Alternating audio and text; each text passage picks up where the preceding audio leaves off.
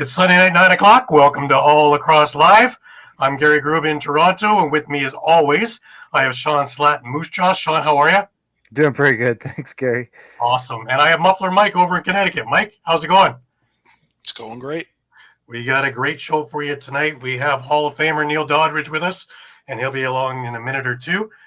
Just a few things before we get rolling, and that is just episodes are streamed live across Facebook, Twitter, YouTube, and Twitch. And remember, you can hit the subscribe, follow, and like buttons, and always share. If you missed a show, you can check it out on our YouTube page at All Lacrosse All the Time, where you can find retro games, interviews, our entire library of shows. If there's anything you need or anything you want, it is there. Remember, you can stay up to date by going to our Facebook page at all times, day and night. And that will be about it for that. It's much more abbreviated, isn't it, guys? Much more sleek.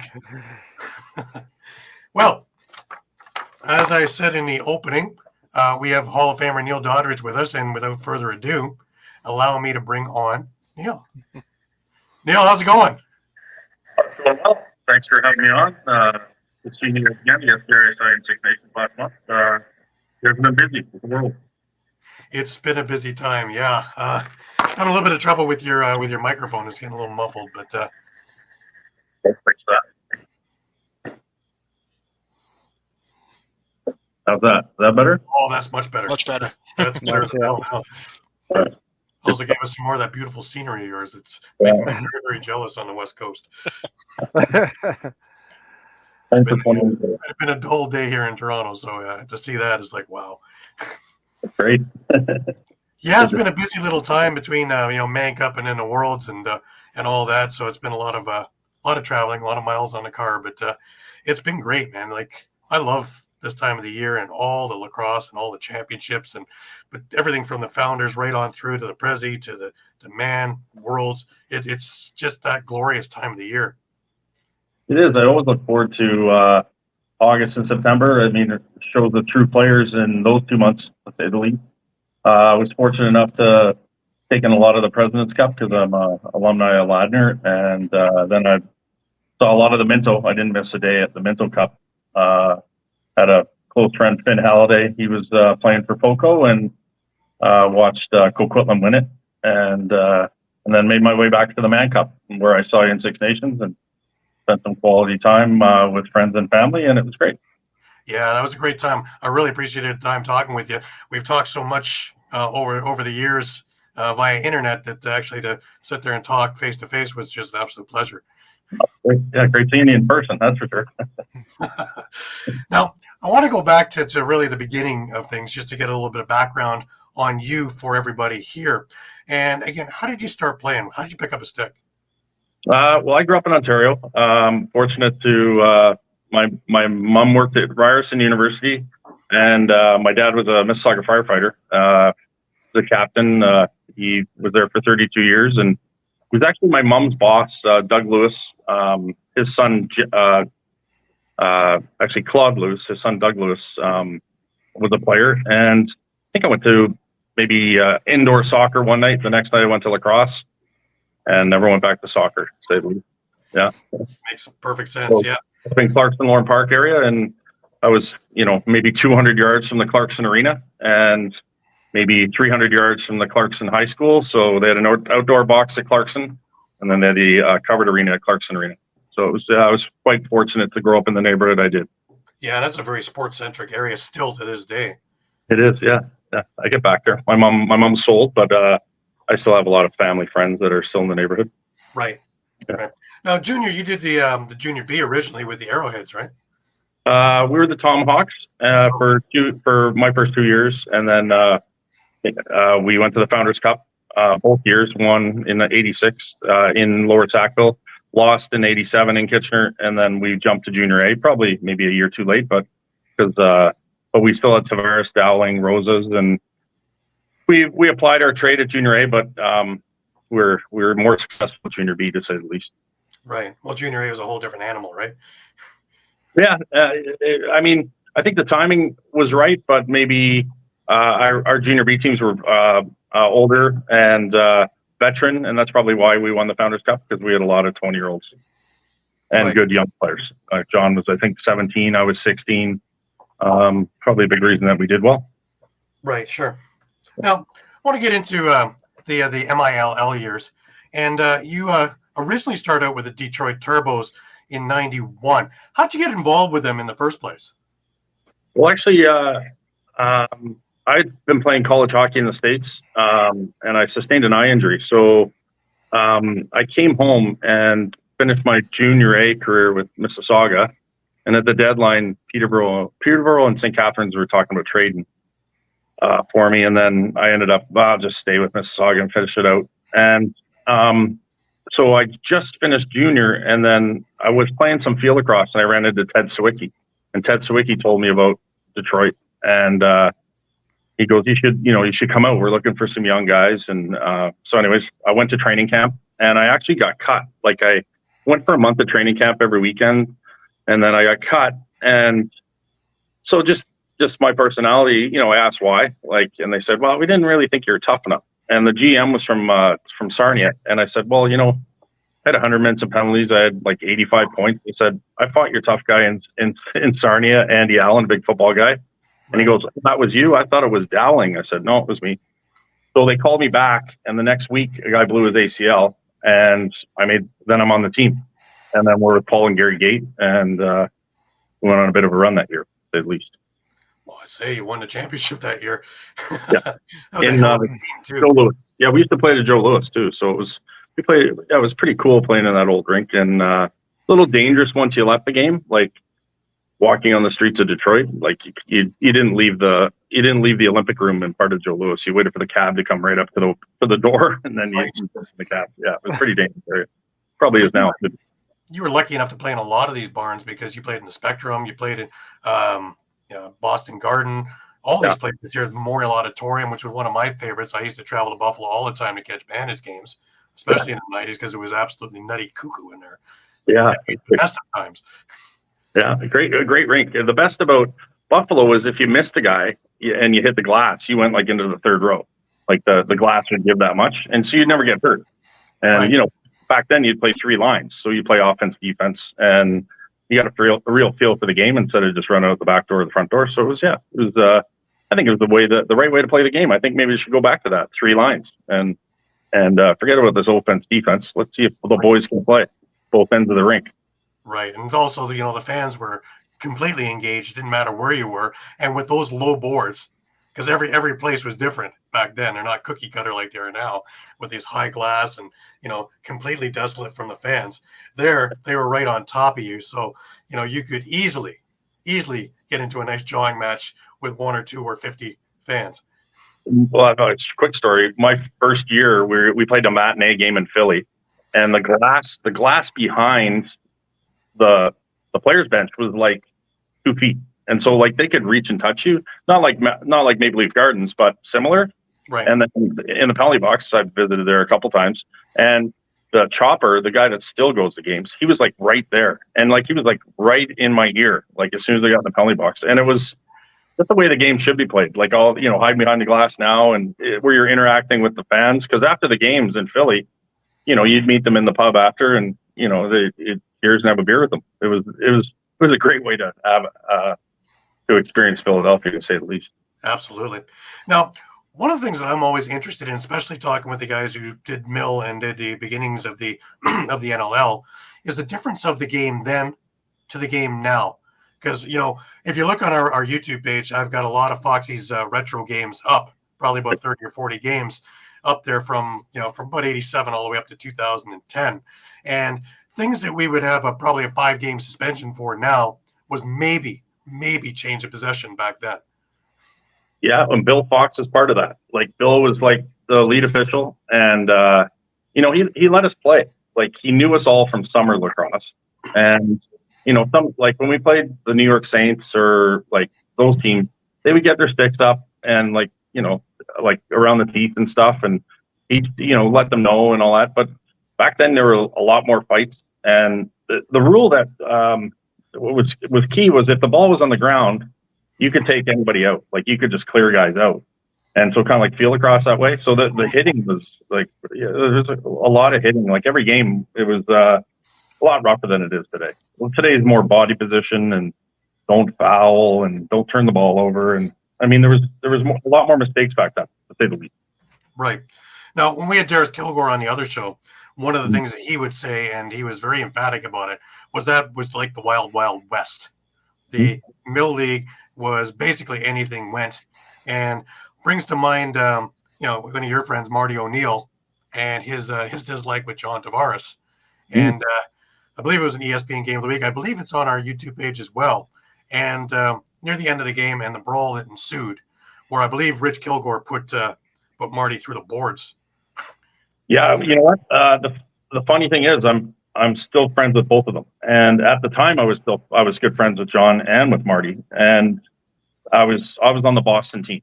So we're coming into Buffalo, and they were on a 24-game win streak, which was the longest in pro sports at the time. And Marty stood on his head, and they had a bit of a situation earlier in the game, behind the net. And I think John might have got the best of him.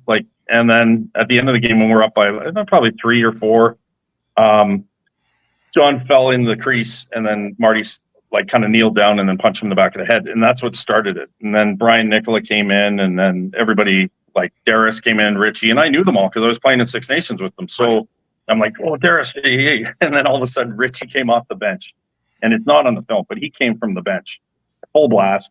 Yeah, he hit the goal, and Marty flew horizontally. The first thing that hit the dasher was the back of his head. I was surprised he lived, and he still talks about it today. And and then 2 years later, I call Marty to see if he wants to come play for Six Nations, in the summer, because we needed Bill Gary was our number one, but we needed 2 to come out to play against New West. And some we were playing year round then. That's why I say the 90s was the best, because you played both ways. You played year round, and you survived to stay in the league. And we had the Gates, we had Tavares, we had Veltman in his heyday.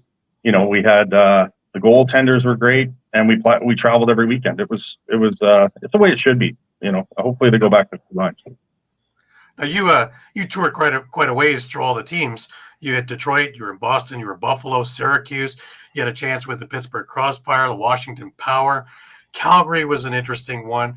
And, of course, Minnesota, you were the very first player signed. And if you look over my shoulder or behind my head, I actually have a Minnesota Swarm jersey hanging in the background. Collector's item there. Yeah. But it was a great run. I see it now. I was really fortunate. I was probably one of the only Canadians that played in U.S. markets with U.S. players. Some of my teammates were Kip Fulks, the co-founder of Under Armour. Brian Reese, his wife's the head lacrosse coach at University of Maryland. All these guys that I would never have even think about calling now. I talk to Brian Reese every week. I keep in contact with Kip Fulks. He's left Under Armour, and now he owns an outfitting company in Alaska, hunting. And so all these guys that I played with, Matty Shear was a Canadian. He was living down there. We had Jesse Hubbard. We had the best American players on those Pittsburgh, Washington teams. Right. And, I could have 2 of those years that Toronto won. I'd say we were the better teams. We beat them in the regular season, swept them and stuff. And then, maybe Bill Fox comes into the mix, and then we always seemed to do well when we had American refs, because they'd call Toronto on their stuff. But as soon as there was a Canadian ref in there, they'd start letting stuff go. And Gary and Paul were getting mugged back then. And, talk about suspensions now. What Gary and Paul had to go through in the 90s, they'd be huge suspensions. Pat Boyle would get suspended every week, but for the stuff he was doing, he's famous for cross-checking guys across the head, then never answering the bell. So, it is what it was. You know what I mean? It was a great time to play in the league. Right. As a pioneer. So. It brings up the question of how great would the Gay brothers be in a league like this, where all this stuff would be called and they would be free to go and run wild. Well, how about this? Those first 5 or 6 years that those guys played, John, Gary, and Paul, they were playing 8-game schedules. What happens if they were playing 20 or 18-game schedules? How far ahead would they be in the points or the games played? Oh, God. Dan Dawson, Tavares' game streak, but John only played 8-game series or 8-game seasons for the first 7 of his career. Right. Like, where would his points be if he played in full seasons? And not with we played with small nets, like Right. and then we're playing with 4x4x9s. Like, shoot till you're hot. You know what I mean? But big ball. I mean, small ball, big net, right? So Right. you see the goalies now; they're all padded up. Like you see Bill Gary and Ross Cowie and those guys. Those they didn't have a lot of gear on. Marty O'Neill didn't have a lot of gear on. Dallas Elliott hardly had any gear on, and Right. it made for exciting lacrosse. Mistakes, probably because a lot of guys shouldn't have been playing defense, but that's where I think the 5-on-5 or the 3 lines would be ideal. It'd bring the real players to play, because I think the U.S. players can play both. Seems Right. like. Right. Now, you played 1 year for Minnesota, and then you went into the scouting thing. You became the director of scouting the following year for 6 years, and then you went into Calgary and scouted there for a number of years as well. Mhm. While we're on this subject of scouting, what exactly would you be looking for when you're scouting? What would draw your attention to a certain player, other than, of course, he can score a ton of goals? Well, when we were there, Marty O'Neill was our GM, and he had full autonomy. Like, he ran the franchise, and I mean, you're running it from an expansion franchise, and so I was involved in that. Like, even though I was a player, like, I would get the inside scoop on players because I lived out west, but I still had a lot of contacts back east. We did draft a lot of Eastern guys, like the Sean Pollocks, the Ryan Cousins, the and the players out here, Mike Kilby's. Like, we had a good mix of East and Western guys. And since I was living in Vancouver, but I was a Victoria Shamrock, I went to had privy to go to a lot of the mainline games. So, but I still had enough contacts back east. So Marty built the team. He would ask me about certain players, and we were real young. Like, we had the Brock Boyles, the Ryan Cousins, who ended up being mainstays, the Jamie Taylors, who were coming out of junior, and he did a great job. He did a great job, like flipping players, like trading like a player like Rusty Kruger maybe back to Toronto and getting 3 players back. Right. He was a mastermind at it. And the reason that George has been set up so many years is because the way Marty left that team. Like, he left them with like 8 first-round picks, like after he left in 2011 or whatever, when Arlotta took over. Mhm. And I mean, he set that team up for years to come. Like, that was just, and Marty taught Arlotta everything to know about being a GM. And, it's part of it, right? He's the owner, he wants to be the GM. Okay, go ahead. And so being with them, and then once we left Minnesota and Arlotta took over, we then, I was friends with, still am with Kurt Malowski. So he asked me to be a weapon scout. So I would go down to Everett when Washington would play there, and be the advanced scout. I'd go down there and like see how they're looking, because they were Washington was probably the top team in the West at that time. Right. So yeah, and then that led into coaching, and then I went and coached in Europe for the last 10 years. So I got away from the NLL. Right. Now, I remember something you said on the other show when we had you on was about a guy's running ability. Yeah. Because of ACLs and all the rest of that stuff, and if they ran on their toes as opposed to running on their heel to toe. We definitely did that, because we were running into a lot of ACL injuries, and ACL injuries are $50,000 surgery. And so our team was owned by the Minnesota Wild. So when you're trying to have a successful franchise, you're getting like 12 to 14,000 fans in the stands, and then you come up with a $50,000 bill because one of the kids you drafted did his ACL not once but 3 times, and once was because he was running on the treadmill with his Walkman on, we'll say, and Right. It was his running style more than it wasn't a contact injury or anything like that. So we went away from that's what I would say. I would say he's prone to an ACL, or just his style, and we wouldn't draft that individual. We'd go to a different type of athlete, more of a running athlete than Right. anything else. Yeah. Oh. A lot of the teams do that now. Like, they don't want injuries, right? They need the players to be on the floor because the rosters are so limited. Right. Now, you won 3 championships doing NLL, MILL. One with Detroit, one with Buffalo. You were on the roster for the Calgary one, though you only had a couple of games in that year with them. The big one for me is looking at your summer stats, because that's incredible. You won 7 Man Cups overall, 6 in a row. Now that's incredible. 2 with Brampton, 3 with Six Nations, in which you're in the Canadian Lacrosse Hall of Fame with that team, and 1 with Victoria. Then you won another one with Victoria a couple of years later. Let's talk about some of those teams because, man, that was the heyday of Brampton. That was the heyday of Six Nations, even though they've made a comeback now with a couple of years of just absolute phenomenal teams. Let's talk about, first of all, the leagues back then because they were great. I love summer ball. I still to this day prefer summer ball over NLL. I was being a Mississauga guy. We didn't have a senior team, so my first year senior, I came and played in Victoria. Like people don't know that, but because I had played with Paul and Gary, I was real close with Paul. Like Paul and Gary, they're twins, but they're different, right? And I really gravitated to Paul and my girlfriend at the time. We spent a lot of quality time with Paul, like after games and stuff, and in the hotel and go to dinner and stuff. And even after I left, even after I stopped playing with him, like if I'd run into him in Buffalo, we'd have lunch and spend 3-4 hours or whatever.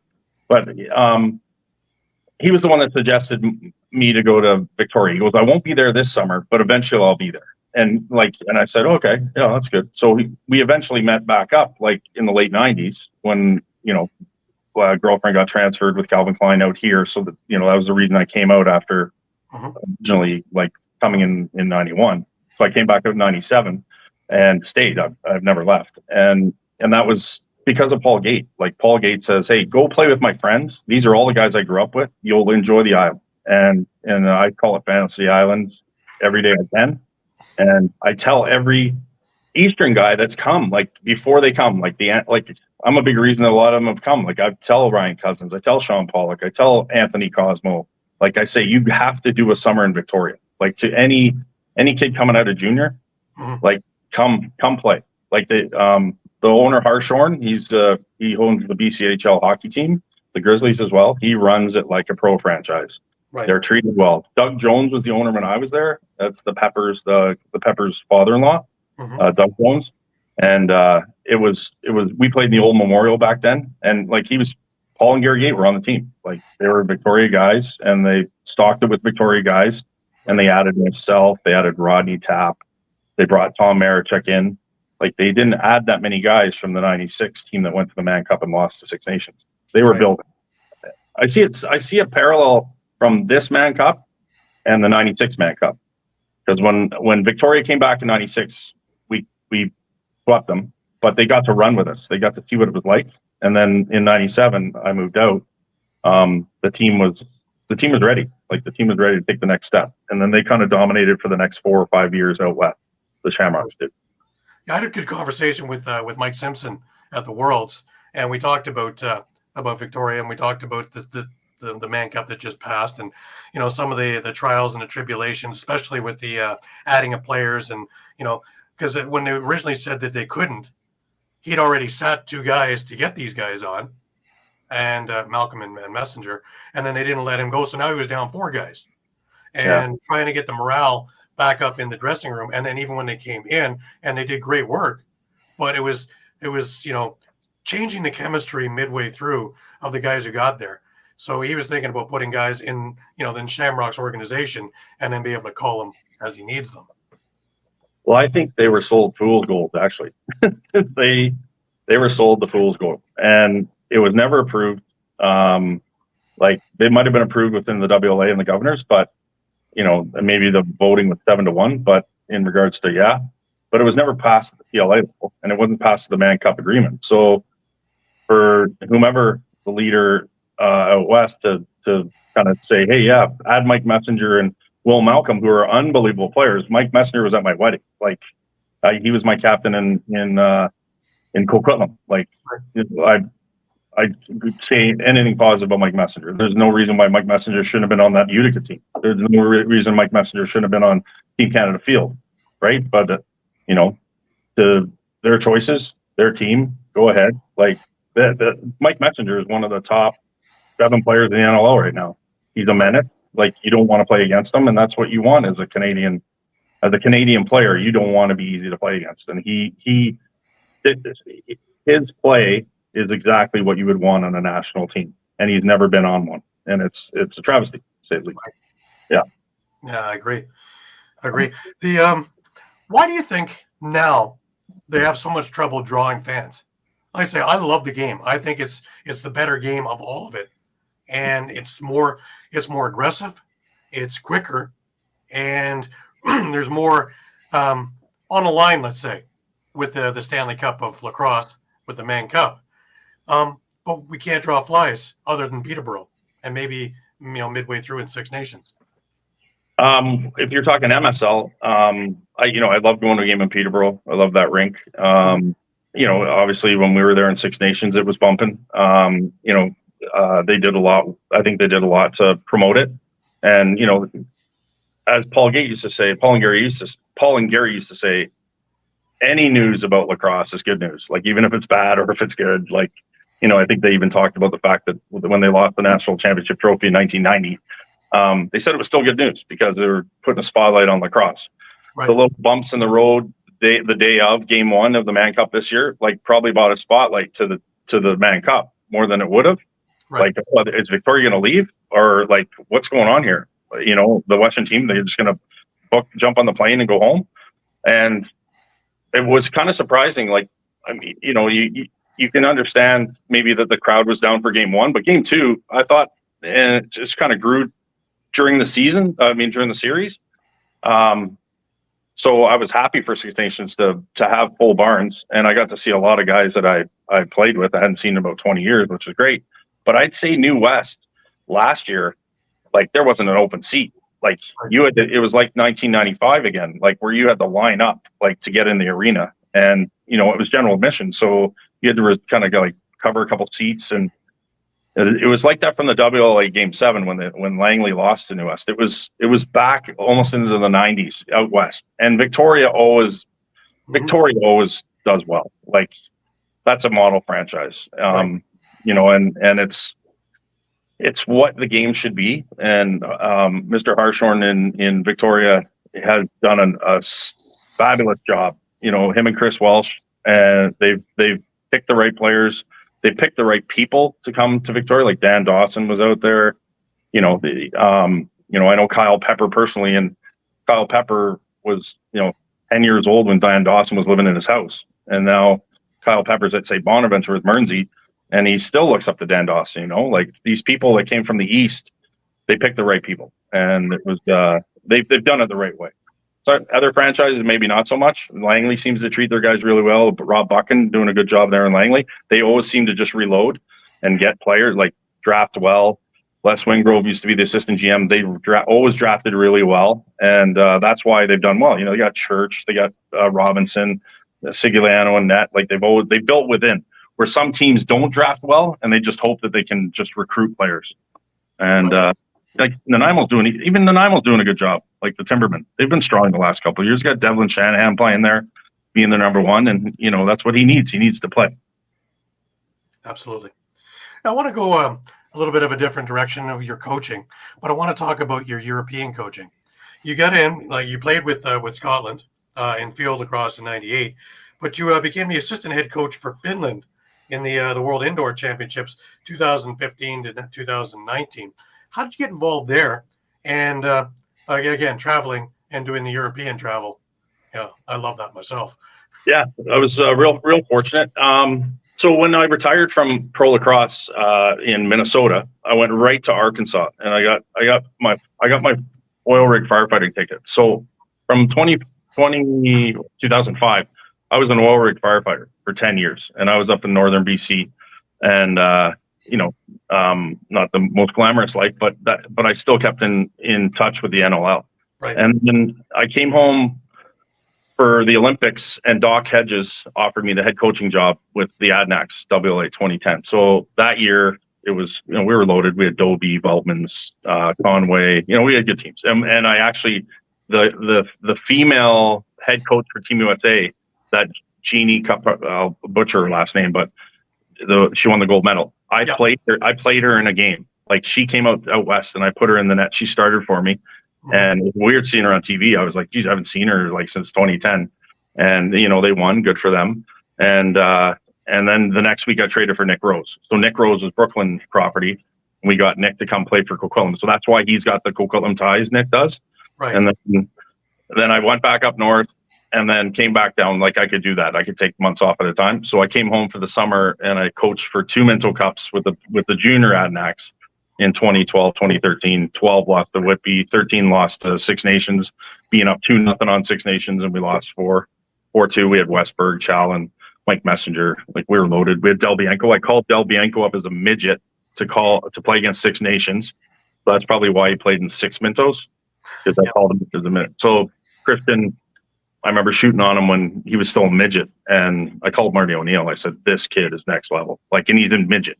Like, and I still had an NLL shot. So, and Christian's, we know what Christian is, right? So, best goalie in the world. And so then I resigned from Coquitlam in 2013, and Tracy Kostiuk and Devin Ray were coaching Finland, and I played with them in Calgary. So they called me and said, "Hey, we're looking for a D coach. Would you be interested?" And I said, "Well, what's the travel look like?" So they explained it. We're going to go to Prague. we're gonna go to Finland. We're gonna fly through Iceland, and we got Europeans coming up. We got a Prague tournament, and so I did that. We did a worlds. We did a worlds in Syracuse. We did a Europeans in Turku. So worlds we came like 10th. Turku we came 3rd. And then we went to Worlds again in Langley, and we came 6th. We shocked the world. We had Riku Jokela, the only European goalie that wasn't an NLL goalie. The only goalie in the top 10 that wasn't an NLL goalie. Right. So all the other 9 teams had NLL starters, and we had Riku Jokela, an 18-year-old junior B goalie that played for Richmond. So I coached them all summer, and surprised the world. We were up 7-2 against Israel. If we win that game, we're in the top 5. We're in the blue division. Like, does Finland need that? No, I don't think so. Like, we'll stick with our group. And then after that, Tavares and I were supposed to coach Switzerland. And so Johnny and I were going to do that. I was going to run the D. He was going to be O, and would travel to Europe and stuff. Mm-hmm. Then he immediately got the head coaching job in Buffalo. And he's like, that's a bit too much for me. So I took it. And then Brian Reese jumped on. And then we did it for COVID was there, and then they needed an old coach, so they hired Shawnee Evans. And then I stepped away after last summer, but I didn't go to Utica. I stepped away. 4 years was enough for them. Shawnee was head coach there. He was also with the Swiss chocolate latte team, whatever, at the Rubeski tournament too. Yeah, that's all the kids from the national team that just have to make a club team, and that's the only way he can play, because it's not national team thing; it's a club. And it was great for Shawn. They love, who wouldn't want to play with your lacrosse idol? If you're that age and Shawn Evans says, "Hey, I want to coach you, I want to play," let's go. That's another way to teach players, right? Play with them, right? So, so he was, Shawn had a tough Worlds. I think they came 25th or whatever. Very disappointing for Switzerland. But actually, from going 2 summers ago, there were 6th in Europe. Mm-hmm. It's a bit of a step back, but they had some problems with their defense and their goalies, but you move on and get better, right? Yeah, and you're watching other teams like Japan and things like that come full scale, and just like Japan's field team, Japan's box team is quick and they're on the move, and most of them are homegrown kids. And I love the enthusiasm of them, because even the women's team who weren't playing in the tournament, all of them were there for support and trying to raise money and selling merchandise, and in every game cheering, and they were loud. They were almost as loud as the Netherlands. We played them in Israel when I was with Finland, and they ran us into the ground. We were big, strong, athletic. I think we might have lost by 5 to Japan, but they were at next level. They're up there with the Canada. They should be up in that top group, the top 5. Mm-hmm. I think that's the way they're trending, and I actually they're going to be in the Olympics for sixes, guaranteed, because they're that good, and they're doing something right. They're coaching them the right way, and they're playing the game the right way. They don't foul, they don't take penalties, they run. Their changes are good. And they have a really good face-up guy in the box. I watched him; he was pretty dominant, and they beat Finland, and that's saying something. That you beat Finland, who was top 6 in the world previously, right? So they're making the giant steps. I think Japan. Mm-hmm. Team Israel, another one that really caught my attention. They've been there for a number of years, but there's a lot of guys that actually had to take furloughs from doing the IDF thing to go play the Worlds. So things got real for them in a hurry when they went back, and all of a sudden they're sitting in bomb shelters. But man, while they were there, the enthusiasm and the camaraderie, and a lot of the guys I saw the year earlier in the fields, and I was wondering how they would, transfer into box. They played great. They had no problem with the in-close stuff at all. When I was coaching in Finland, we always had Monday games in Prague, and it was a Monday morning game, and we always played Israel. We did it like 4 straight years, and they were always 1-goal games. And they were Brad MacArthur was their head coach then. Right. Jason Crosby, I think, was their O coach. But they had solid goaltending. They played the game the right way. They played strong. They ran the floor. They played good defense. They were tough. And, that's probably why we were the 5-6 game of the Worlds in Langley, is because we played each other that well. And we pushed each other, right? Like, we made each other better. That was always a good game to play in, the Israel-Finland game, for sure. Now, talking about the Worlds, the women made their first appearance in the Worlds this time around. And, I was intrigued because I had done a lot of work with Michelle Boyer over the last number of years with her Women's Box Lacrosse Global Network. And to watch a number of these games, I was really impressed on how quick they were. Of course, Canada, U.S., Haudenosaunee, but teams like Australia, even Netherlands to a degree, who were still in a novice program, but to watch a number of their players, sure they have some parts they need to work on, but I love that the teams like Canada and the U.S. spend time after the games working with them, not just shaking hands, but actually talking with them, showing them things, and helping grow their programs and their enthusiasms. I think I actually probably watched more of the Canada U.S. women's than I did the Canada men's. Like, I was interested because Troy Cornley was the head coach, and Troy Ann Santos, who I've known for 35 years, is the assistant coach there. And you want them to do well, and you want the game to grow. And like, women's field lacrosse in the NCAA and around the world has taken off. This is just the next step. They have the She Box in Prague. It's a female tournament, and it's taken the last couple of years. But I the first goal that the U.S. scored, I was just like, that's lacrosse. Like, she ran end to end and then did a shake and bake on the defender and shot it, far side or whatever. And I was like, hey, if you're going to sell the game, that's the perfect. And for the U.S. I think they banged 7 goals in the fourth quarter. Like, couldn't have written it any better. There's going to be a TV show about that. Like, good, exactly. like we're Canadian, and like you always hope that Canada does well. But for the growth of the box lacrosse game, I think that was I hate to say it because Troy and Troyanne are friends, but it's probably the best thing for the game for the U.S. to win. Right. That was funny because I made sure I made it down in the first day to watch. The first game I watched was Canada-Finland, the women, and from it was 31-0. But the funny thing was that off the first draw, in the first 15 seconds, there was an absolutely bone-curdling hit, and it was the Finn that absolutely took out the Canadian, and she got up, got the ball, went down, scored. But that one just, I was right below me where I was on the catwalk, and it was like, wow. That's a great first shift. It's a great first shift for Finland. Like, there are 2 coaches, Joni and Joachim Miller.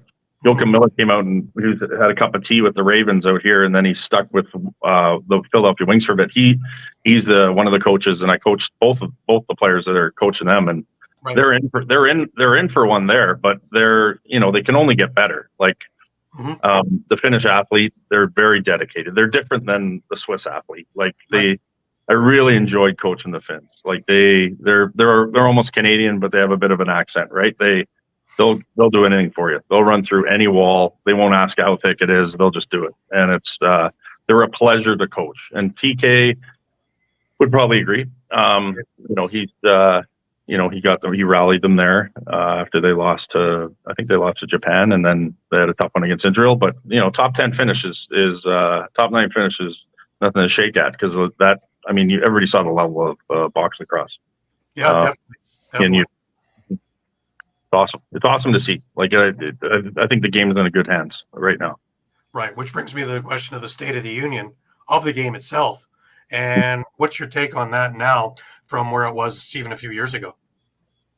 Well, Scott Neese is a big big guy behind a lot of this in the States, handling the Utica stuff. And I think the officiating's gotten better, which was important, I think. Right.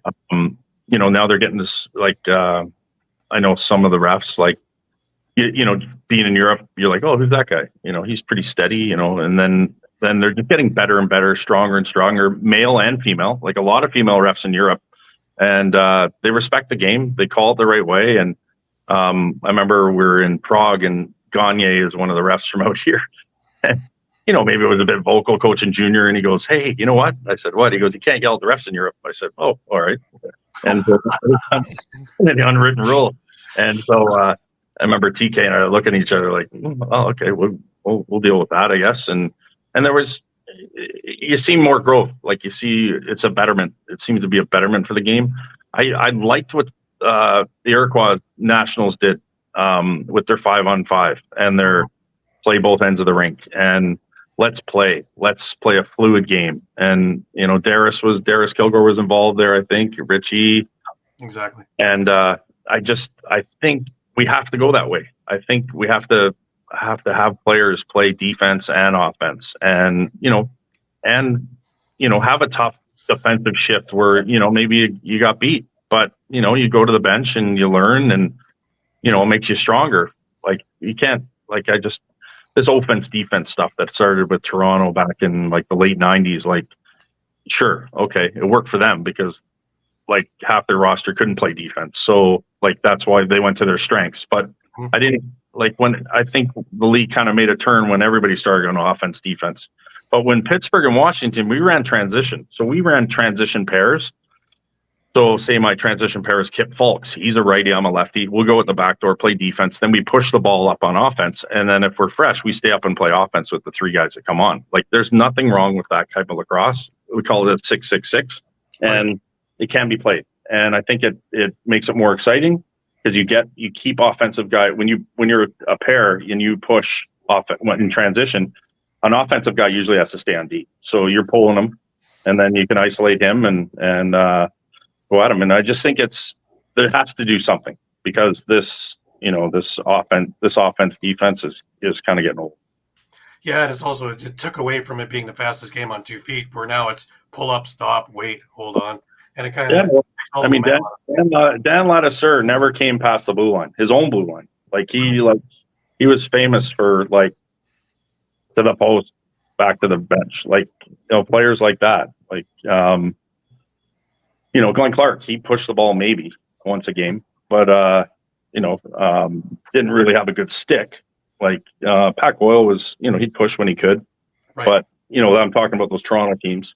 But they relied on their Kimbos and their Colin Doyles, and it's you look back at those games and you're like, the productivity of your offense wasn't that good. If you had 10 possessions, you maybe got 3 really good chances. You relied on your power play and your Bill Foxes. You relied on your hometown ref to get you through some of the games. And it's, I love Bill. I saw him. Where did I see him? I saw him at the Man Cup. Good to see him. Haven't seen him in about 20 years, but I give it to him as much as I can. Well, it's funny because Bill was one of the referees in charge for the Worlds with Kevin Forrester, and that's probably the most I ever saw these guys. The refs in clinics, because they went through full days and classrooms and everything to get everybody on the same page, and really it worked because most of these guys were on the same page. They really didn't seem to be out of sorts, and it didn't matter men, women, whatever, as referees. I watched a lot of games, man, and they were the things that were really the cohesive things of the floor. Yeah, well said. I bought the package to watch, and I was like, maybe the strongest point of this tournament is the reffing. There was no questions. There was just that's the call. We're moving on, and they were right 99.9% of the time, and that goes with leadership, I think. And if Bill Fox I played against Kevin Forrester. He played for Pittsburgh, and he was a big dude. Still is a big dude, and they've dialed it in. It seems like they've made the refs proud to be refs. You know what I mean? And they've really brought the European refs on board as well. And it's not a show. It's just they're making the calls and they're moving the game along, which is which is great. Like, because it is a great game. You don't need the least amount of whistles, the better, because there isn't any fighting anymore. So Right. let's just play. Like, and you know, It also rewarded a lot of the guys who normally wouldn't get these games, right? And some of these guys got the big games, whereas the guys you expected to get them were getting other games too. So they moved them all around, so everybody felt important. that's great. Like how are you going to improve? Like, my analogy in regards to why Coquitlam Adanacs have such a strong program is because they get to go to the Mental Cup every year. So, like, you know, maybe New West gets in the Delta. We got, like, when I coached Delta, we got in. But the only kids that get to experience a Mental Cup experience are the Coquitlam kids. So that's why everybody goes there, right? They're all guaranteed that, like, even last year, they weren't the host. Like, they had to win their semifinal, their semifinal series to get into the Mental Cup. People thought they were hosting, like they were in, they weren't in. And so Poco was the wild card. Like, watch Poco all year just because of finale playing, and they were solid. Like, they had about 4 kids, like First Nation kids from Ganawaki. They had a really solid goalie. Their captain lady is a leader of men playing for the Vancouver Warriors. Like, they were a tough, like, when they played Orangeville game 1, I was not surprised. And what I'm getting back to, the fact that these players that get to play in these Mental Cups, they've it's almost like they get to go to the dance where no one else gets to go to the dance. They're at home, you know what I mean? And so they improve by playing against the best, right? And it was if you could, it's not like you can expand it, but if it's next year in the East, which it is, so St. Catharines and another team, those 2 franchises will improve a lot just by not being in the Mental Cup, but for years to come. Like, watch for St. Catharines to be quite good the next, like, 3-4 years, just for that experience. Sure. I want to throw it over to these guys and see if they have any questions for you. Shawn, why don't we start with you? I guess with all your experience, especially out west, obviously with me being here in Saskatchewan, I guess just kind of what's your take on how the game's been growing, especially kind of in this Alberta and Saskatchewan, and how you're seeing that? I'm just specifically just thinking with the President's Cup and what we've seen with the Edmonton Miners. I mean, the West is getting stronger and stronger.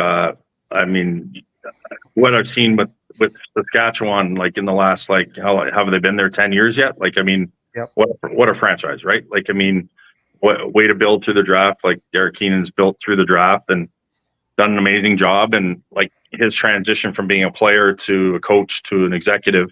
Like, I have guys like Dell Halliday, Finn Halliday's dad, and Bruce Alexander that have played for Derek. I never played for Derek, but they rave about how honest he was and just an honest guy and everything the right way, team wise. And that's the blueprint to build a team. And, he's a whippy guy. I'm from the west side of Toronto, so you don't really associate with guys east of Yonge Street, we'll say. And so, he's done marvelous. He's drafted.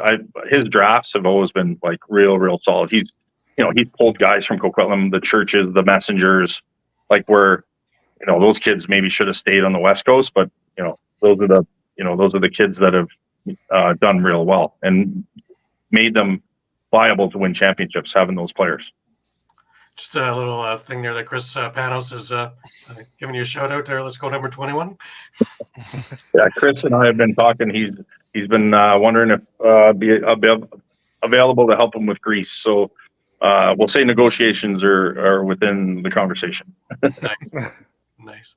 Mike, you got a question for Neil? Yeah, I'll ask, I guess, about the scouting. How do you balance the scouting and, eventual drafting of East versus West players with kind of, Ontario having, say, 3 times as many players available in the pool, if you will, versus BC? How do you manage and balance that? That's a great question, because as they say in the lacrosse verbiage, Eastern bias. We'll say there's Eastern bias for certain stuff, right? Like he played in Orangeville, so he's got to be, like, that good.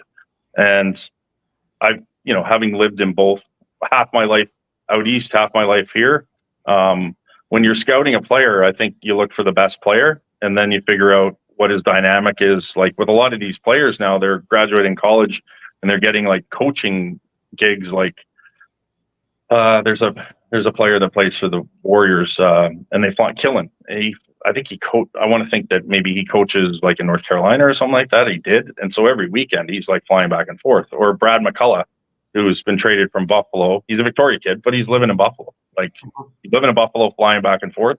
So those dynamics, if your team's on a tight budget and they're not really into fly-ins, like Buffalo doesn't fly anybody in, right? Buffalo practices, get the call from Johnny usually on the way to practice, Tuesdays or Wednesdays in Oakville. No more Six Nations. He's pretty happy about that. Just pour credit to Oakville's a good commute, especially on a school night. And they're not like Chugger and that franchise. You're either moving to Buffalo and you're playing like the Josh Burns, the Chase Frasers, or we're not interested, right? Like even like some of the young kids were still living there and not really playing because Netstokoff, I think he only played a handful of games, but he was still living in Buffalo the whole time.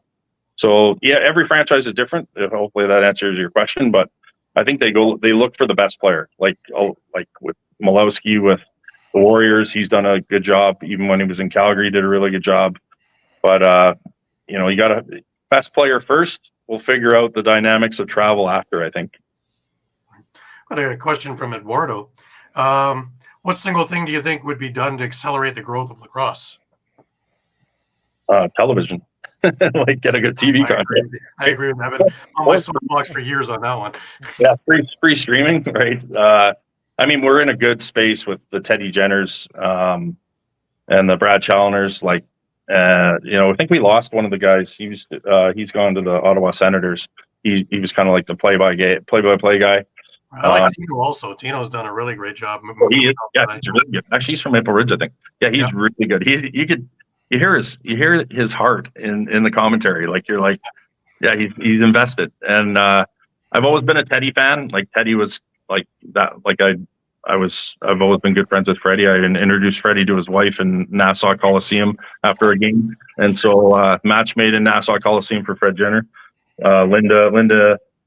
And them they've been married 25 years, I think 20 years. But they off track there. But I mean the Jenners, with Mackie doing well and Sarah at Minto and good for them and it's great. I think like Teddy is kind of like Teddy's the Jim Houston of lacrosse right now. Like it was great to see him there for the 2 gold medal games. He got in there a couple days early. Mm-hmm. And I think that's the level it's at. Like they had and those people explaining the games, they know, right? They're explaining it. So just think about how everything's come full circle. Like the referee's getting better. The announcers are awesome. The game's getting better. With the Iroquois initials going to like 5-on-5, like running the floor. Yep.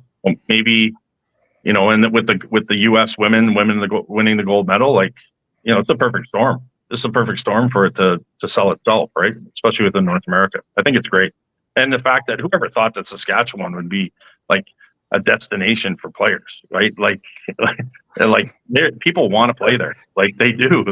Like I said to Messenger, I said, hey, you ever thought about maybe playing in Vancouver? Your dad come to every game. And I'll bring your dad up to the box every game and he can park downstairs. He's like, no, I like Saskatchewan. And I'm like, okay, right? He loves it. Like I have not heard a player say that they don't like playing in Saskatchewan.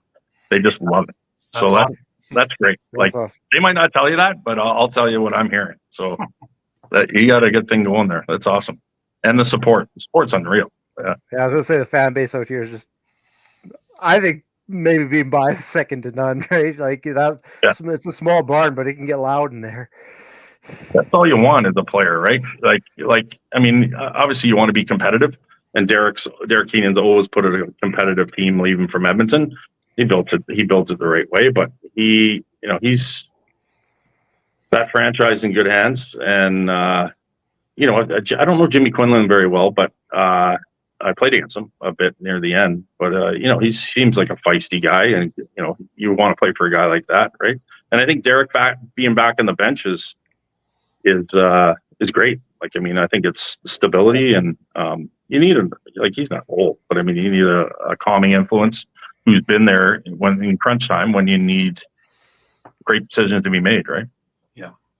Now, Olympics, Lacrosse finally gets back in the Olympics in a couple of years' time, and we have sixes. What's your thoughts first on sixes? And is this the way to go? How many teams are going to be going? That's the big question, because they're selling it to Europe like everybody's going. So let's hope as many countries can go as possible. I think the nets need to be smaller.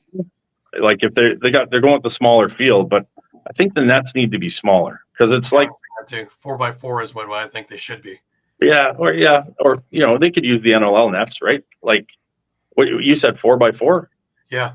Oh, okay. 4x4 really make them earn their goals, because right now it's might as well have a soccer net in there. What it reminds me of is like playing backyard lacrosse at a barbecue. Like hey, like no one's getting hit. Like everybody's like having fun, showtime, this and that. Yeah. It'll be interesting once they like Japan's going to be good. Like I think Japan's got a really good chance at a medal. Like I think they're going to get in just because I think they're going to do it by zones. Like just because I still have contacts in Europe. Like what are you hearing in this and that? So what happens if it's like, I don't think they're going to have 14 teams there. I just don't think they can do that. But right. If they do, if 14 is the number, then the 14 are going to be good. They're going to be good teams. And the teams that figure it out, like, do you run more of like a box game on the sixes? There's a different dynamic. And there's a lot of really good coaches in the world that probably won't be involved, right? Like, so you're looking at like the sixes coaches probably won't be the same coaches as the box, and it won't be the same as the field. So you're looking at a whole new coaching group. Well, then there's like 7-8 Canadian coaches that are sitting on the outside going, well, I can help them out. Or like, why don't we do this? Or if they're going to the Olympics, like, I know I can help them out. So hopefully, countries have been open to hiring Canadians as coaches. So hopefully there's more jobs for those involved. And I talked to Aurora accordingly quite a bit, and he's probably a good chance to make that the women's team, and they're probably going to go, right? So, and even Daisha, Troy's younger daughter, she's just going to UMass right now. Like, those are the age groups you really have to look at to target to see what are these teams going to look like in 4 years. And like the Josh Burns, he'll be 36, right? So he will be playing. Jeff Teed will. Dane Smith might be too old. So you're like, Westberg, is he going to be too old? Like, eventually the bodies are going to break down. Lyle Thompson will be too old. I think he's 31, 32, isn't he? Yep. Maybe even older. So you're going to be looking at these new teams to watch. I'd say Japan and the US, I would say, have a really good chance. And I'm all about like Alberta kids, Saskatchewan kids. Need one at least. Like this Levi Anderson kid. So I'm playing junior forever. And a Calgary kid, like, for him to step into the PLL and score game-winning goals and play for Taylor Ray at St. Joe's, like, he's a Team Canada's got to take a look at this kid too, right? So he's the right age. He's 22, 23. He'll be 27 by the time he's going to the Olympics. Interesting, but they have a goalie. Canada's got the goalie, Dobson. Dobson's the goalie. Like, I actually think Dobson should have played in San Diego. I think he should have started in San Diego, but each their own. Hindsight's 2020. Yeah. Now, do you think that's the big explosion that lacrosse needs? 280 more countries watching, and we're already off the ground. Now this will be the big kaboom. The six is going to be interesting, right? Like how much airtime we're going to get, how many teams are going, how many countries have been kind of told they're going and then they're not going. Like we got probably 3 years to figure out the rankings, I guess, the world rankings for that. So it would be it'd be interesting to see how that seeding. So that mean they're going to have to take a certain amount of teams from Asia, right? Certain amount of teams from Europe, certain amount of teams from North America and South America. Like, there's got to be figure, like, whether it's maybe North America and South America be one zone, we'll say. Mm-hmm. But right? And with, Iroquois nations are in for sure. So, like, it's their games, and they have to be represented 100%. I think that's the most important, has to be taken care of, is the fact that they're there. All right. One final question for you. Advice for up and coming players. What's your best advice? Well, do well in school is key. And as had a couple recruiting trips out of high school, Clarkson High, shout out to the Chargers. I went on a recruiting trip for hockey to Michigan. Red Berenson told me your SATs aren't good enough to attend our school. Went to Hobart for a hockey visit. Matt Kerwick was my chaperone. Ended up playing against him a couple years later. But I was there for hockey, and the lacrosse coach didn't want to talk to me. Like, he's like, "Yeah, we already have a Canadian. We don't need any more." I would say focus on your academics, because if you will focus on your academics, more doors will open. And I went to Oswego State, which was north of Syracuse on the lake. Great school, and I played hockey. I didn't play lacrosse. The more doors will open up, the higher marks you get. So take your grades seriously, starting from grade 10, 11, 12, and reach out, get an agent, or get a sports management company to take care of you. Have the best interest, calling schools, calling the coach, getting you those visits, getting you seen. So, I mean, a lot of the kids just want to play in the NLL, but I think it's important to get you want to get your education, Right. and you end up staying in Ontario and playing, that's fine. But there's lots of opportunity for First Nations players, because a lot of these schools have scholarships, grants, through the universities. Robert Morris had an international scholarship that would do well with kids from Canada. That's why there's so many Canadians at Bobby Moe. Right. So, as I'm starting a new job, probably within the next couple days here, with a hockey company out of Ontario, and they're opening a lacrosse quadrant, and I'll be taking care of that. But that's going to be the key, is getting female and male lacrosse players, like the Aurora Cordingleys, to the top schools, to the Johns Hopkins, and they're identified, and they're put forward to the schools. Just so instead of having 3 options, you have 10. You have 10 good options to continue your education, play lacrosse, to play the game you love, right? So I think it's key. Right. Definitely. And prep schools, we got more and more of those coming around. We have Chris Panos, and he's got Fort Union. We got Crowley out in Vancouver. We have the Hill here in Ontario. So really, these things are coming in too, and guys like Brody Merrill, and trying to aim you to the right program for NCAA or Ontario, wherever you want to be going. Justin Tavares, John's son that plays for Memico, he's at the Deerfield Academy with Keller Koleski, and I think Jason Crosby's son's there as well. That's a top. When I played in Boston for 2 years, and so then you got initiated into the New England Prep School League, and what schools are good and what academics are strong, and Deerfield Academy is really good academically, but they have a strong hockey and lacrosse program, football as well. But there's a lot of the kids from Orangeville, we go to Salisbury, and the same league. But I think these prep schools are great, because they get you academically your qualifications for Division 1, 2, and 3. But not every kid needs to go to Division 1. There's some great Division 3s, and Panos coached a Division 2 team. He was at Tampa, and then he was at Queens at Charlotte. These schools have tons of money. A lot of the Western kids went to Queens and Charlotte, and they had great academic, they had great financial packages where it didn't cost the parents, to go to a school like Colgate's $72,000 US. Yeah. So if it's 15, 20,000, parents can handle that, right? If less, your academics are stronger, you probably get more money. So academics, a lot of wall ball, hire an advisor that can make that call, that can call can call a school, they can call a Gary Gate, or hey, what do you think about this kid? Or, call, there's so many players that I played with that where I can just call, Maryland, Kathy Reese. We got a female player that's at the Hill Academy. She's a lefty. She's a 2025. What do you think? Her academics are strong, and you go from there. And I think that can really take a jump, especially in the female game. There's a lot of great athletes. Like I heard a story about Northwestern's head coach, Kelly Amonte Heller. I played with Scott Hiller in Boston, and he would only go to soccer tournaments. She wouldn't go to watch lacrosse. She'd go to soccer tournaments, find the best athletes, say, hey, do you want to come to Northwestern? I'll put a lacrosse stick in your hand. You'll get a great degree, but I'll teach you how to play defense. And she won like 4 national championships in a row when she first got there, right? And they won again last year. They probably should have won a couple of years ago when I went to watch them at Hopkins.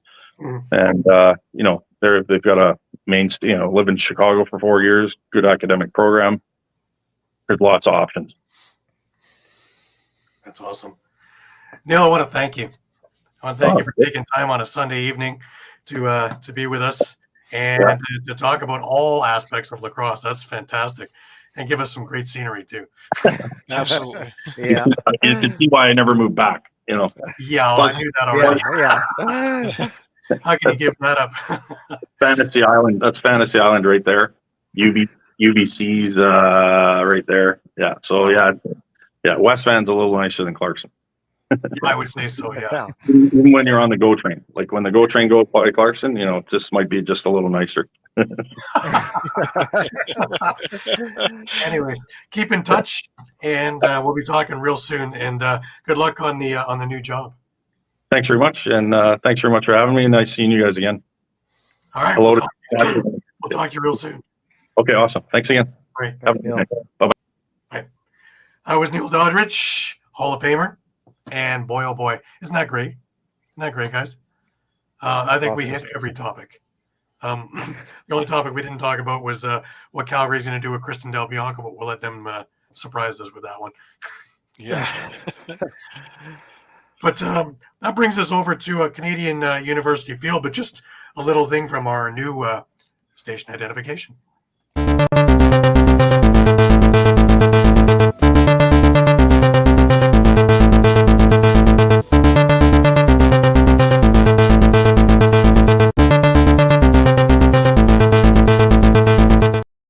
Yes, you are watching All Lacrosse live on a Sunday night with the boys. Shawn Slaght over in Moose Jaw, Mike over in Connecticut. Great to have you guys along. Boy, oh boy, that was a lot of fun. Neil is just Probably go on for another hour with all his stories. Oh yeah. Yeah. We could talk for another 5 hours, believe me, because there's so many stories in there and so many types of information in there, and right down to useful information for newbies and where to go and how to do it, and just things that you wouldn't think about as just as a layman walking around there. So the group that he's going to be managing is really lucky because he's going to do a fantastic job there. But let's go talk a little bit about university lacrosse here up in Canada. We had a busy week, and of course, Cuffla.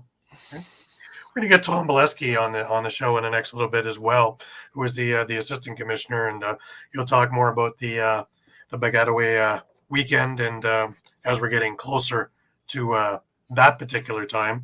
But a number of games this week. We started off on Monday with some odd games, usually not that early in the week. And Brock beat Toronto with Brock with a 6-goal fourth to come from behind to beat Toronto. Laurier having a rough time. Guelph beat him 11-2. McGill beat Carleton 8-4. Wednesday, Laurier had another rough outing. Western beat them 12-4. On Friday, Ottawa slid by Carleton 8-7 with a big fourth quarter to come from behind. On Saturday, we had the busiest day of the week, where Western beat Laurier 14-3. Laurier is really suffering, guys. They're having a rough time of it. McGill 11-7 over Ottawa. Trent beat Bishops 15-6. Queens with a 6-0 third quarter came from behind to beat Carleton 8-7. Brock beat McMaster 13-4. Nipissing beat Toronto 13-2, where Toronto was shut out 9-0 in the second half. So Nipissing really put it in another gear. On Sunday today, we had a couple of games going. Two of them were on the go when I looked at them last, but they're finals now. One, Guelph beat Brock 15-5. And the other one was, McMaster lost to Toronto 9-7, which is an upset. And Queens beat Bishop 11-5, which when we look at the standings, we'll see that McGill is 8-0. Trent is 7-1. Now, McGill has a plus minus of plus 34. Trent plus 38. Queens is 4-3 in third in the East with a plus 4. Carleton is 3-6 with a minus 8. Bishop is 1-7, as well as Ottawa 1-7. In the West, Guelph is now 6-0. Western is 6-1. By the way, Western is a plus 60. Just to put that one in perspective. Yeah. It's just it's wild. Mind you, Guelph is a plus 54 now. So, Brock sitting there at 4-3. They're sitting at a plus 15. Nipissing at a plus 2, 4-4. McMaster now is 3-5, and they're sitting at a minus 20. Toronto is 2-5, and they're at a minus 15. Laurier 2-5 at a minus 15, and Laurentian really having a rough time, 0-6 with a minus 96. So that one's a little rough. Guys, it brings us over to the NLL and a little bit of movement there. Anything major in the signings market? Shawn, I know you had a couple of ones that were pretty big. Yeah, Rush made a couple of pretty big signings. I guess the one that we've been waiting for a while, Levi Anderson has signed a 1-year deal with the Rush, and he's been moved to the active roster from the draft list. So, we were just talking about Neil, about Levi, and what we've seen him do in the PLL. And, of course, because he's from Alberta, box being his first game, right? That just adds a little bit more depth to that Rush team. And then, of course, Lane Rushka, the hometown kid, is back with another 1-year deal. So that's going to be an interesting battle. Obviously, Frank Chiliano is going to be your starter, but with Thomas Kaisak there too, that's going to be an interesting battle. See who's going to be kind of the backup and likely who's going to be sitting on the practice roster. Right. Vegas made a little bit of news. Matt Bennett, Nick Ellerton, and Max Wayne all signed 1-year agreements. Trent DeChico signed a 1-year agreement with San Diego. Buffalo made quite a bit of noise. First of all, they got Chase Fraser, Emerson Clark, and Trent Robinson to 1-year agreements, but also Bryce Sweeting and Dylan Robinson to 1-year agreements. Anything else that we missed? Saskatchewan placed Cam McGrenny on a protected player list from the active block. I mean, that just goes to that depth, right? I mean, he was used fairly sparingly last year, and likely will be sparingly this year as well. So again, great player, but where do you fit him? So true. Now, we had a little bit of news from speculation from Adam Levi talking about Dane Dobbie going back to Calgary. Now, nothing's official yet. Mike, what's your thoughts? A little baffling, I gotta say. Well, talent is talent, right? Yeah. When you look at the big picture, with him having departed and Curtis Dixon departing, and then they spend a couple of years in San Diego, and now all of a sudden they're coming back, and I don't know so much about Dobbie's relationship with the front office, but we kind of know that Curtis Dixon didn't leave under the greatest of circumstances. He kind of butted heads with management, the couple of years before he left. I remember one off season he specifically asked not to be franchised, and the team turned around and franchised him. So yeah, and he's made kind of some comments on X lately too, kind of hinting at the fact he wasn't too happy about being traded back to Calgary. Interesting though, eh? Calgary is having a rough summer because we still don't know what's going on with Del Bianco. Other than he doesn't want to play for Calgary. So where does this leave them? This leaves them old. This leaves them still in need. Though if they both come out and play, they are goal scorers, right? So they do have some offense now. Yeah. So I mean, But- you still have Jesse King, but is that a compliment to Jesse to have some older leadership there? But we're just still going down kind of that same road as San Diego, right? Right. Well, San Diego is at least drafted smart, and they have some younger guys coming in there that have really good lineage. So they have a good mix. Their camp is going to be interesting because they're going to have about 35 guys in there, all with NLL pedigree. That's where the interest comes to me, and that's where again I look thinking, yeah, we may have lost Panther City, but I do think expansion needs to happen because there's too many players that have pedigree.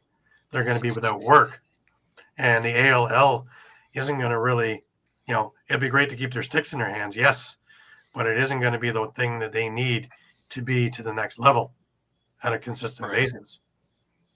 And again, you might see that scenario.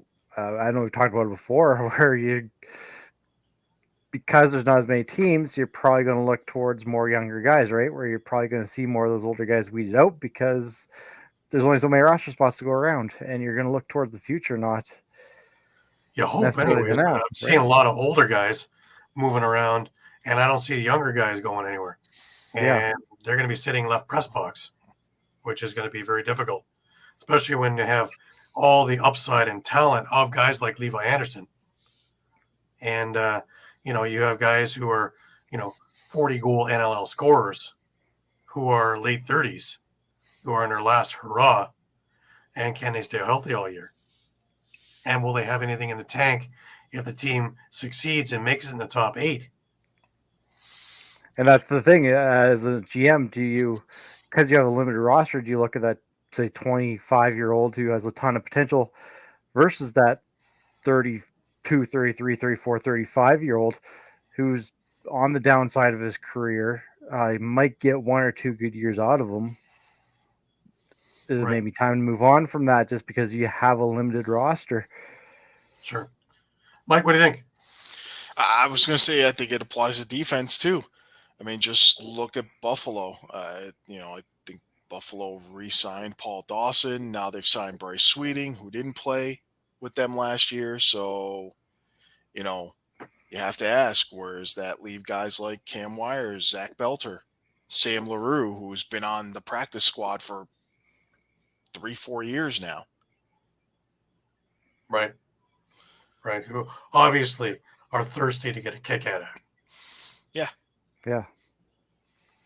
But again, it comes down to should Commissioner Frood be looking at expansion in a market that is not a outlandish market? Because we all put a Spockian eyebrow when we first heard about Fort Worth, going, yeah, that'd be nice, but there are better markets to put a team in than Fort Worth. Even in the South, there would be better spots where it would be picked up on quicker. And obviously the proof is in the pudding since the team isn't there anymore. But there are places all over Canada that really could use a team. And I go back again to Laval. I go back to Quebec City. I go to Winnipeg, Edmonton, if they will have one, because that door is still open. And right away, each one of those places puts a rivalry in there, especially if you put Laval and Quebec City in there, because then immediately you have them as a rivalry. You have Ottawa as a rivalry. You have Halifax as a rivalry. You have Toronto as a rivalry. You have Rochester, Buffalo, and Albany as rivalries. It opens the door to put a team in Boston or in and around Boston because there would be a rivalry right there with Halifax, Quebec, Montreal, all in that little area, in that pocket. And granted, that's all Eastern seaboard. But if you put one in the West, if you put it in Seattle, maybe a little bit further than Washington State in there, then you have right away Vancouver, Calgary, Saskatchewan, San Diego. I was gonna say worked. even Winnipeg, you better believe you're going to have a rivalry with Saskatchewan for sure, Absolutely, and and Calgary for that, Calgary for sure. Yeah, let alone wherever you want to put one in the States. And there's a number of places there that are hotbeds, and more so all the time thanks to U.S. bobsled. It doesn't mean that we have to try and put something in Trenton. It doesn't mean we have to put something in some other smaller place. We can put it in a main city, maybe not in their main hockey arena that we need to fill 18,000, but a lot of these places have AHL teams of 10,000 seat stadiums. And again, I come to the mind of Oshawa here in Ontario, which people think I'm nuts because Oshawa is a smaller town, but it is the one that's in between Toronto to Peterborough. And Peterborough gets 4,000 a game in the summer when we can't draw flies in any other stadium. So can you imagine with an NLL team to drive half an hour, 40 minutes to Oshawa, maybe a few minutes more, but not much. And you would have a arena for 10,000 right there, ready. And you have all the people from Eastern Toronto outward who didn't move to Hamilton with the Toronto Rock and were kind of left out in the cold, so to speak. You have all the people going across through Whitby and is a hotbed. You have all the people in Cobourg and Peterborough and all in that area, which are also hotbeds in Clarington, Bowmanville. And don't tell me where the Gales play is not a hotbed of lacrosse. We're not going to travel to Hamilton 2 hours there and back to go to a game.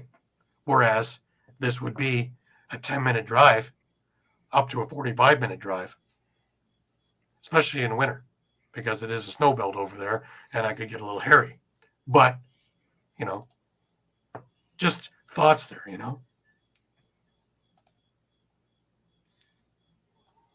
Can't believe I'm not big on that one, Eduardo. I'm not big on that one at all. These guys play an awful lot. You have training camps in end of October into November, preseason, and then the season. And most of the time after the Bank Cup, without the Worlds, these guys get 3 or 4 weeks to actually heal. So I don't think that having another league from September to December would serve any purpose whatsoever unless it's a minor league. And even then, those kids played all summer and are trying to get into training camps. So I don't think that works. Change the rules for teams coming forward that have the teams have to be local. Again, that depends on demographics. That works great here in Ontario where there's an abundance of players.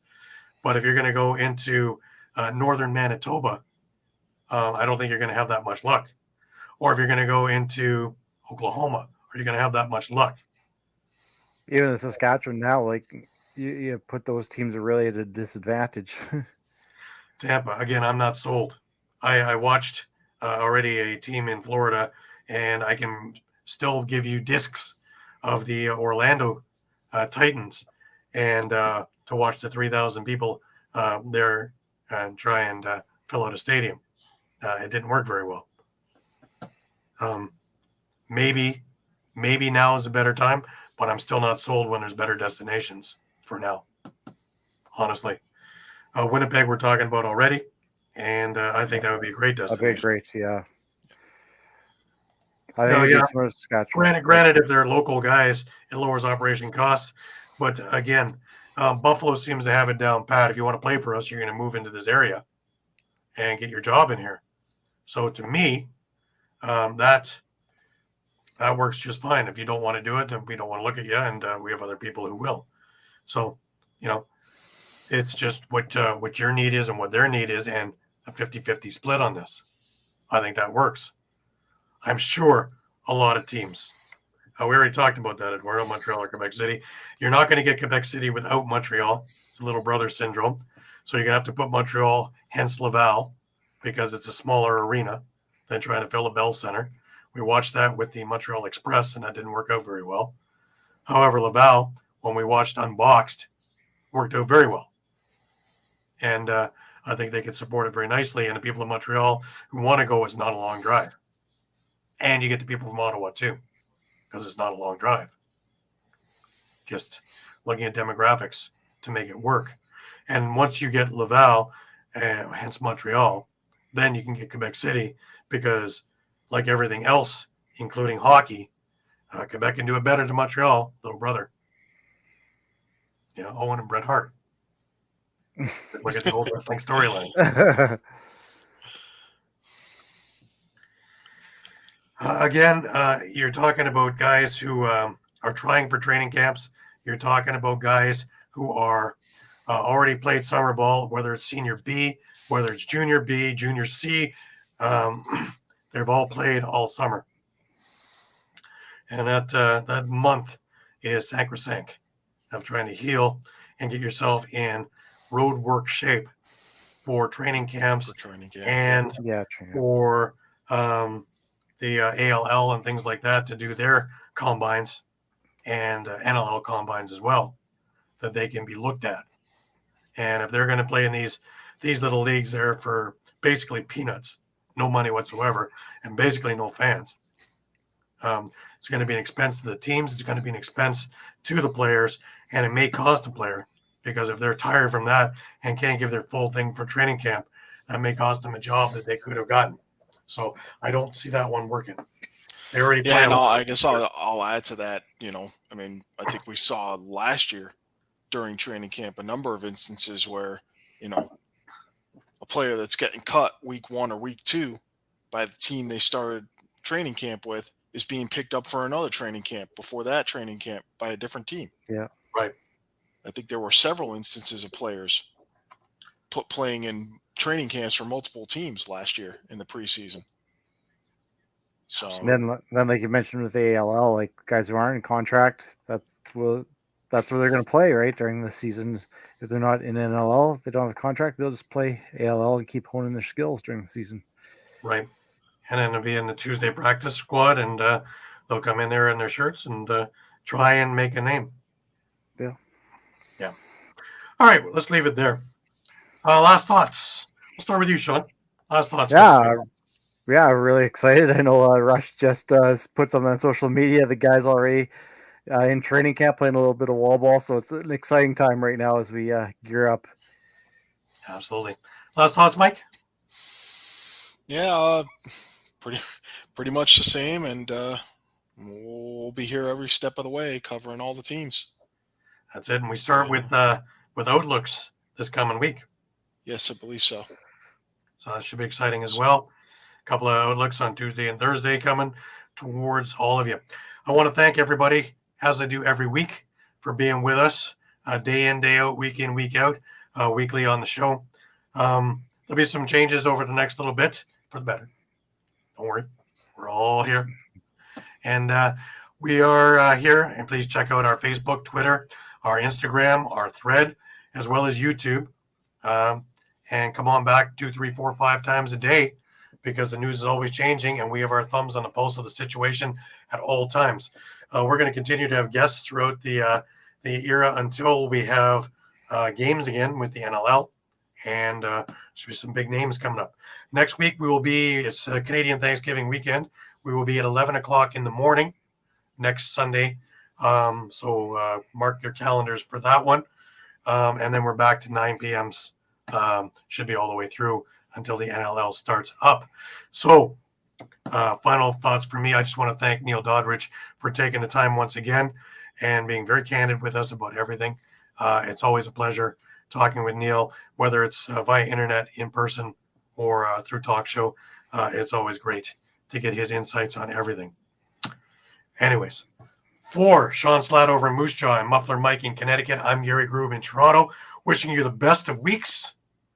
And until we meet again next Sunday morning at 11 a.m. Eastern, keep your stick in your hands and have a great week. Take care, guys.